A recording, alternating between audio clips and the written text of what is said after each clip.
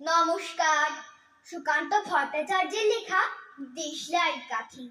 আমি একটা ছোট্ট দেশলাইয়ের কাঠি, এত নগণ্য হয়তো চোখেও পড়ি না, তবু যেন মুখে আমার উসখুস করছে বারুদ, বুকে আমার জ্বলে উঠবার দুরন্ত উচ্ছ্বাস।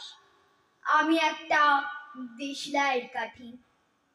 মনে আছে সেদিন হুলস্থুল বেঁধেছিল, ঘরের কোণে জ্বলে উঠেছিল আগুন, আমাকে অবজ্ঞা ভরে না নিভিয়ে ছুঁড়ে ফেলায়। কত ঘরকে দিয়েছি পুড়িয়ে, কত প্রাসাদকে করেছি ধূলিসাৎ। আমি একাই ছোট্ট একটা দেশলাইয়ের কাঠি। এমনই বহু নগর বহু রাজ্যকে দিতে পারি ছারখার করে, তবু অবজ্ঞা করবে আমাদের। মনে নেই এই সেদিন আমরা সবাই জ্বলে উঠেছিলাম একই বাক্সে, চমকে উঠেছিলে। আমরা শুনেছিলাম তোমাদের বিবর্ণ মুখের আর্তনাদ।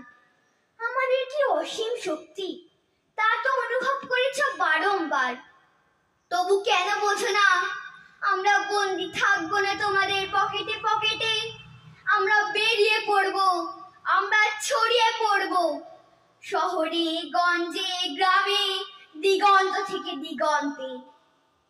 আমরা বারবার চলি নিতান্ত অবহেলায়, তা তো তোমরা জানোই, কিন্তু তোমরা তো জানো না কবে আমরা জ্বলে উঠবো সবাই শেষবারের মতো।